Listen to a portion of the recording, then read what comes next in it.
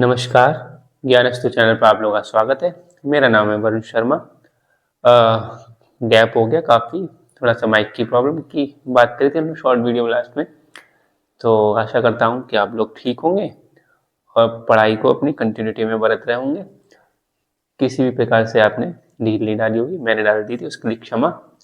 तो हम लोग अब आगे बढ़ते हैं। हम लोगों ने लास्ट वाली क्लास में एक बार क्विक रिविजन थोड़ा सा समझ लें, या आप लोग एक बार समझ लें। अविश्वास प्रस्ताव हमने देखा था ना, तो अविश्वास प्रस्ताव में हमने उसको डिटेल में पढ़ लिया था और संग में एक दो चीज़ें जो विश्वास प्रस्ताव की थी वो भी समझ ली थी। तो आज हम लोगों को क्या देखना है, विश्वास प्रस्ताव। लेकिन अविश्वास प्रस्ताव में अगर कहीं लिखने पे आ रहा है ना, तो आप लोग एक बात ध्यान रखना कि हमने उसमें एक बात करी थी, जो हमने देखा था कि जर्मनी में जो चल रहा है, ठीक है, रचनात्मक अविश्वास प्रस्ताव वहाँ आता है। तो अगर लिखने में या कहीं आपके इंटरव्यू में कहीं पे ऐसा कुछ होता है जहाँ पर या फिर कहीं आप वार्तालाप कर रहे हैं, ग्रुप डिस्कशन है कहीं पर, तो ऐसे आप पॉइंट वहाँ पे रख सकते हैं। शैडो कैबिनेट जैसे टर्म रख सकते हैं। तो हम लोगों ने ऐसी बात कही थी ना, शैडो कैबिनेट रख सकते हैं, या फिर जो जर्मनी में जो चलता है कंस्ट्रक्टिव वाला रचनात्मक अविश्वास प्रस्ताव, यानी कि सरकार गिराने से मतलब नहीं है, साथ ही साथ सरकार गिरेकर बोले हटाए, उसमें अविश्वास हो रहा है, आप दूसरी सरकार भी बता रहे हैं किसको बनाएंगे आप। क्योंकि इसमें स्थायित्व जो बिगड़ता है ना, सरकार का मतलब जो शासन चल रहा है उसमें अस्थायित्व पैदा हो जाता है। तो उसको स्थायित्व बनाए रखना है कि आपने इधर सरकार हटाई, तुरंत ही दूसरी बैठा दी, मतलब जो बीच में गैप हो जाता था। हमारे भारत में चलता है कि अविश्वास प्रस्ताव अगर पारित हो जाता है तो मंत्रिपरिषद को त्यागपत्र देना पड़ता है। फिर नई मंत्रिपरिषद या तो चुनी जाएगी, राष्ट्रपति चुनेंगे, या फिर चुनाव होंगे, क्या होगा वो सब कुछ बाद में था। लेकिन जितनी देर में ये जो पीरियड चलता है यहाँ पे मंत्रिपरिषद ने त्यागपत्र दिया और जब तक नई सरकार नहीं बनेगी उतने टाइम पीरियड में कौन सरकार चला रहा है, तो वो दिक्कत होती है। कई बार कार्यभाग बना देते हैं मंत्रिपरिषद को जब तक नई सरकार नहीं चुनी जा रही है, लेकिन एक दो दिन के लिए, 4-5 दिन के लिए अस्थायित्व तो पैदा होता है। तो अस्थायित्व जो पैदा हो जाता है उसको हटाने के लिए जर्मनी में इस समय कुछ एक दो संविधानों में और में कि ये रचनात्मक अविश्वास प्रस्ताव की बात करते हैं। तो कहीं पर जिक्र है तो आप ऐसा करके ये 2 पॉइंट शैडो कैबिनेट और ऐसे पॉइंट को ऐड कर सकते हैं, इससे थोड़ा सा अलग प्रभाव पड़ता है। तो हमने उसमें समझ लिया था। अब हम लोग विश्वास प्रस्ताव को समझ लेते हैं। बहुत ज़्यादा कुछ है नहीं इसमें, बिल्कुल सब कुछ जो समझा हुआ है पुराना, बस इसको समझ लेंगे। 2-5 मिनट और जो लगेंगे उसने में ये वीडियो हो जाएगी। फिर हम लोग आगे समझेंगे और प्रस्ताव आते हैं, ध्यान आकर्षण प्रस्ताव है, काम रोक प्रस्ताव है, ये सब समझेंगे। ये समापन प्रस्ताव के अंदर ले लेते हैं, गिलोटिन, कंगारू, ये सब सॉरी, ये सब हम समझेंगे। तो अभी हम इसको समझ लेते हैं, विश्वास प्रस्ताव है क्या, है ना। तो ये विश्वास प्रस्ताव आपको पता ही चल गया होगा कि अविश्वास प्रस्ताव जो है वह उसका उल्टा है। तो ये वो नो कॉन्फिडेंस मोशन बोलते हैं, इसको कॉन्फिडेंस मोशन बोलते हैं। और प्रस्ताव और संकल्प में मैंने अंतर भी बता दिया था अविश्वास प्रस्ताव की वीडियो में ही। अगर मुझे लगेगा कि आप लोगों को कोई दिक्कत हो रही प्रस्ताव और संकल्प को समझने में, तो मैं एक वीडियो अलग से प्रस्ताव और संकल्प में अंतर की बना दूंगा, 5 से 10 मिनट की जो भी बनेगी, ठीक है, उसमें हम लोग बात कर लेंगे।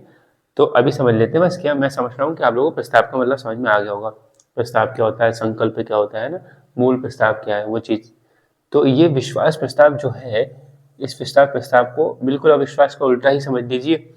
लेकिन क्या ये केवल लोकसभा में लाएगा, क्योंकि विश्वास और अविश्वास की बात किस में होगी, लोकसभा में। मंत्रिपरिषद के लिए तो हो रही है कि मंत्रिपरिषद में विश्वास है, मंत्रिपरिषद में अविश्वास है। तो अब वो एक लाइन का होता था। तो यहाँ पर यही बता रहे हैं, और आपको ध्यान रखा क्योंकि आर्टिकल 75 क्लॉज 3 वो बता रहा कि मंत्रिपरिषद है वो लोकसभा के प्रति उत्तरदायित्व है, तो ये भी लोकसभा में लेके आया जाएगा। फिर अविश्वास प्रस्ताव केवल विपक्ष के द्वारा लाया जाता था, क्योंकि विपक्ष ही बताया कि भैया जो मंत्रिपरिषद बनी हुई है इसमें हमें अविश्वास है। तो अविश्वास है तो आप, लेकिन अविश्वास कौन कहेगा कि हमारे पास विश्वास है, तो वो मंत्री को बताएंगे। तो मंत्री कोई भी हो सकता है, ठीक है, प्रधानमंत्री भी है और लोग और मंत्री भी हैं, वो मंत्री कोई भी मंत्री ला सकते हैं। अलग अलग नीतियों के तहत भी लाते हैं कि कोई नीति ला रहे हैं, उसके तहत भी अपना विश्वास दिखा सकते हैं। तो सरकार ऐसा करती है कई बार।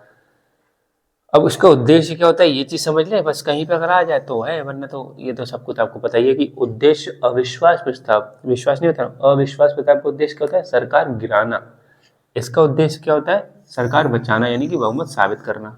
यानी सरकार बचाना ही तो उद्देश्य एक तरीके से, और बहुमत साबित कर दो सरकार बच जाएगी। फ्लोर टेस्ट वाला मामला है, ठीक।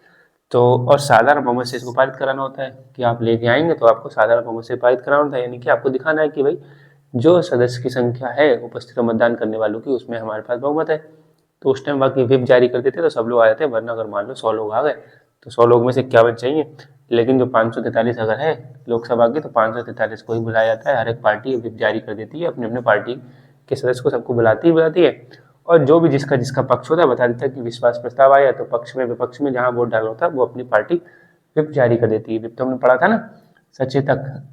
ठीक है, ये चीज ध्यान रखना कि इसके अगर इसके खिलाफ चलेगा तो उसको जो भी सदस्य जाता है उसको हर जाना एक तरीके से लंबा भुगतना पड़ जाता है। पारित ना होने पर अगर साधारण बहुमत आप मंत्री लेके आए, विश्वास प्रस्ताव और पारित ना हुआ तो त्यागपत्र देना पड़ जाएगा। मंत्री को नहीं, मंत्रिपरिषद को, मंत्री को तो देना पड़ेगा, मंत्रिपरिषद को भी देना पड़ जाएगा क्योंकि विश्वास नहीं जता है। तो ये चीज भी ध्यान रखना है, उस मंत्री को तो देना पड़ जाता है, तो पूरी मंत्रिपरिषद के ऊपर आंच आ जाती है। अब क्या है, दो परिस्थितियों में लाया जाता है ये विश्वास प्रस्ताव। दो परिस्थितियां कौन कौन सी? एक तो आपको सरकार के गठन के समय, सरकार गठन के जो आम चुनाव होते हैं वो तो फिर जनता सीधे बता ही देती है कि हमने इनको चुन के भेजा है, ठीक है। लेकिन मान लीजिए कई बार चुनाव में जब देखता है कि नहीं हो पाता है, ऐसे करके किसी सरकार को किसी पार्टी को, किसी दल को पूर्ण बहुमत नहीं मिल पाता है, तो गठबंधन बनाते हैं लोग।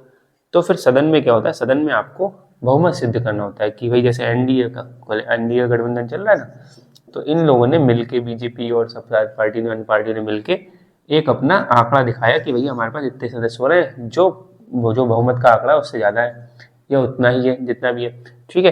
तो इसीलिए ये क्या है, अब ये जो एनडीए है ये अपना क्या करेंगी, एनडीए या यूपीए पहले चलता है, ठीक है। अब तो हट के इंडिया अलायंस हो गया ना, इंडिया अलायंस हो गया। तो पहले यूपीए सरकार थी, जो भी मनमोहन सिंह की सरकार थी, वो भी गठबंधन की सरकार थी। तो अब क्या था, उन लोगों को अपना सरकार गठन के समय विश्वास प्रस्ताव से करके बहुमत साबित करना होता था कि हमारे पास बहुमत है, तो सरकार बना लो आप। सरकार यानी कि दो परिस्थिति में आता है। एक परिस्थिति कब है, जब आपको सरकार गठन करनी है, सरकार का गठन करना है, और जब मान लो कि ये तो क्या है शुरुआत में कि जनता ने आम चुनाव करे, किसी भी पार्टी को पूर्ण बहुमत नहीं मिल पाया तो गठबंधन करेगा। या मान लो किसी की सरकार चल रही है, अब इसको सरकार गिरा दी गई अविश्वास प्रस्ताव, तो दूसरे वाली जिसको बनाना है सरकार, तो उसको विश्वास दिखाना पड़ेगा कि भाई हमारा पास विश्वास है, इनके पास अविश्वास है, हमारी सरकार बना दो। मतलब मेजरली मोटी मोटी बात क्या है, सरकार जब आपको बनानी है उस सरकार गठन के समय आपको विश्वास प्रस्ताव यानी बहुमत साबित करना पड़ेगा, ठीक है। और बाकी जो जनता अगर किसी एक पार्टी को सीधे पूर्ण बहुमत दे दी, थी 2014-2019 में जो बीजेपी को मिला, तो वो क्या है वो एक तरीके से विश्वास प्रस्ताव ही हो गया उनकी प्रकार से, लेकिन वो सदन में ऐसा नहीं आता है ना। लेकिन सदन में कब आएगा, जब आपको ऐसे सरकार गठन करनी पड़ेगी, सदन में किसी के पास बहुमत नहीं है तब, ठीक है। और दूसरा कब, पहली परिस्थिति होगी सरकार गठन के समय, दूसरी परिस्थिति कब है, राष्ट्रपति के कहने पर, राज्यों में राज्यपाल के कहने पर। राज्यों में जब मंत्री या जो मुख्यमंत्री होते हैं उनको अगर ऐसी स्थिति आ जाती है तो राज्यपाल कहेंगे वहां पे, तो राष्ट्रपति कहने पर। और राष्ट्रपति कई बार कब कहते हैं, यहाँ ब्रैकेट में मैं लिख रहा हूँ, नीति विफल होने पर। नीति विफल का मतलब पारित ना हो, ऐसा मान लो कि पारित ना होने पर, ठीक है, पारित ना या विफल होने पर। अभी समझाता हूँ, मतलब ये क्या है, मेरे कहने का मतलब ये है कि जब कोई नीति लेके आ रहे हैं उसको पारित करवा रहे हैं किसी बहुमत से, और वो पारित नहीं हो पा रही है, और किसी बहुमत का मतलब शायद वहाँ पे नहीं बल्कि साधारण बहुमत, ऐसे मानिए कि कोई नीति और साधारण बहुमत से उसे पारित कराना है, तो साधारण बहुमत अगर नहीं आ पाया उस नीति को पारित कराने में, इसका मतलब है कि आपके पास साधारण बहुमत नहीं है, तो आप सरकार बनाने लायक भी नहीं है। तो इसीलिए जब कोई नीति अगर ऐसे विफल हो जाती है, प्रस्ताव के दौरान पारित नहीं हो पाती है, तो वहां पर क्या होता है, राष्ट्रपति जी कह देते हैं कि भाई आप अपना विश्वास साबित करिए, ठीक है। अब हालांकि आपको कहेंगे कि राष्ट्रपति तो मंत्रिपरिषद के हिसाब से चलते हैं, लेकिन कई बार दबाव इतना पड़ जाता है और मंत्री और जो अन्य मंत्री होते हैं वो 10-15 मिलकर 40-50 हस्ताक्षर करके कहते हैं भाई विश्वास साबित करवाइए, वरना वो अविश्वास प्रस्ताव ले आते हैं। तो वो अविश्वास प्रस्ताव ले आएंगे तो उससे पहले ही राष्ट्रपति कह देते हैं आप विश्वास साबित कर दीजिए, ठीक है। अविश्वास प्रस्ताव लाने में थोड़ा सा एक ही घाटा होता है ना कि एक न्यूज बन जाती है कि भैया मंत्री में, इन पे सरकार में विश्वास ही नहीं लोगों को तो एक अपने पास से आप पहले से ही अब विश्वास दिखा दो कि मैं विश्वास प्रस्ताव लेके आ रहा हूँ, मैं विश्वास दिखा रहा हूँ। एक कोई आप पे आरोप लगा रहा है कि हमें इन पे अविश्वास है, इन पे विश्वास नहीं बचा, अविश्वास है हमें इसमें, तो इनके लाने से पहले अगर आपकी कोई नीति हट जाती है, नीति पारित नहीं हो पाती साधारण बहुमत से, तो वो अविश्वास प्रस्ताव ला सकते हैं विपक्ष वाले। तो उससे पहले ही राष्ट्रपति कहने पर यानी कि मंत्रिपरिषद कह देते हैं, और राष्ट्रपति कहने पर भी आप विश्वास प्रस्ताव ला सकते हैं और दिखा सकते हैं कि हमारे पास विश्वास अभी भी है। कोई एक नीति के विफल होने से ऐसा नहीं कि हम विश्वास खो बैठे, वो जो भी साबित हो जाएगा तो ठीक है, नहीं हो जाएगा तो मंत्रिपरिषद को त्याग पत्र देना पड़ेगा। तो ये दो परिस्थिति में आता है, ये ध्यान रखना, ठीक है। और लाएगा कौन, मंत्री लाएगा, सरकार लाएगी, है ना। इसका उद्देश्य क्या है, अपनी सरकार बचाना, और अविश्वास का मतलब उद्देश्य क्या था, सरकार को गिराना। अब बस थोड़ा सा बात, एक सवाल और 2-3 चीजें और समझ लो कि ये क्या है, अटल जी के बारे में, अटल बिहारी वाजपेयी। अटल बिहारी वाजपेयी जी ने 2 बार कोशिश करी थी, 2 बार कोशिश किसकी, विश्वास मत करने की, जो हम टॉपिक पढ़ रहे हैं 96 में, 98 में, 1996 में और 1998 में। ये 13 दिन तक, लगभग 13 दिन, 96 में 13 दिन के आसपास इनकी सरकार बनी थी, ये एनडीए गवर्नमेंट बनाया था ऐसे करके। तो 13 दिन के आसपास सरकार के बाद इन्होंने इस्तीफा दे दी, तो मत विभाजन होंगे तो मत विभाजन होने से पहले पहले कि लग रहा था कि अब सरकार गिर जाएगी, तो उन्होंने पहले इस्तीफा दे दिया अटल बिहारी वाजपेयी ने। बाकी अटल बिहारी वाजपेयी जी ने 1998 में, जो आपको बहुत आपने सुना हो एक वोट से रह जाने वाला मामला ना, तो एक वोट से मामला कराया गया था, तब सरकार नहीं बन पाई थी। तो ये 2 बार इन्होंने विश्वास मत अपना लाए, और 2 बार ये अविश्वास भी लाए। ये लिखा है अ का मतलब अविश्वास और प्र का मतलब प्रस्ताव। तो 2 बार ही ये अविश्वास प्रस्ताव भी लेके आए थे। किस किस के खिलाफ? अविश्वास प्रस्ताव तो किसी सरकार के खिलाफ लेके आओगे, तो इंदिरा गांधी के खिलाफ लेके आए थे और नरसिम्हा राव के खिलाफ लेके आए। ये भी ध्यान रख सकते हो अगर ऐसे, वैसे तो नहीं आता है, लेकिन बस खाली फैक्ट के तौर पर बता दिया मैंने। वैसे बहुत और भी थे, लेकिन अटल बिहारी वाजपेयी जी एक खासा चेहरा है, तो इनके लिए ये 2 बार विश्वास प्रस्ताव लेके आए 1996 में, 1998 में, और 2 बार ही अविश्वास प्रस्ताव भी लेके आए इंदिरा गांधी के खिलाफ। और आपको पता है इंदिरा गांधी के खिलाफ लगभग सबसे ज़्यादा बार आए, 15 बार आए अविश्वास प्रस्ताव, हमने पीछे वाले में देख लिया। तो अगर आप कहें कौन सा प्रधानमंत्री है जिसके टेन्योर में या जिसके कार्यकाल में सबसे ज़्यादा बार अविश्वास प्रस्ताव आए, तो वो इंदिरा गांधी है। ठीक है, तो ये हो गया विश्वास प्रस्ताव। अब इसके बाद में हम प्रस्ताव के और देखेंगे। तो मैं कोशिश करूँ चाहे छोटी वीडियो बने, लेकिन अलग अलग एक एक प्रस्ताव की बना दें, जिससे आपको सर्च मारने में या देखने में आसानी हो, वरना 2 प्रस्ताव मैं एक साथ ले सकता हूँ। देखेंगे अगर कैसी वीडियो बनती है, कैसा क्या बनता है, वैसा देखेंगे और वैसा करेंगे।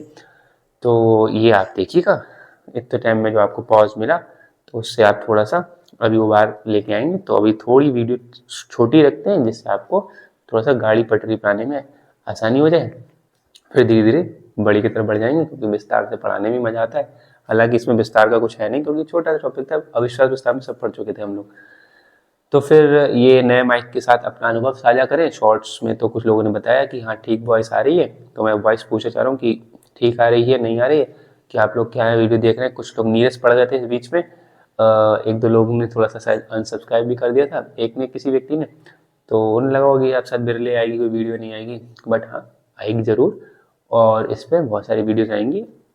इसके बाद ही मैं सोच रहा हूँ, अभी एक थोड़ा सा मैं इंट्रोडक्टरी बनाने वाला हूँ, तो आप में से कोई देखेगा अच्छी बात है, कि मैं पूछने जा रहा हूँ कि इंग्लिश में, स्पीकिंग में या और सब्जेक्ट के बारे में। अभी इसको इतना ही रखते हैं, जो बात जो मैं यहाँ पे करने वाला हूँ वो अगली वीडियो में, जो भी 5-7 मिनट की वीडियो बनेगी उसमें बनाता हूँ, उसमें पूछता हूँ आप लोगों से, उसमें अपनी राय मशवरा रखिए, बताइएगा। इसको यहीं रोकते हैं, मिलते हैं अगली क्लास में, तब तक के लिए धन्यवाद, ख्याल रखिएगा।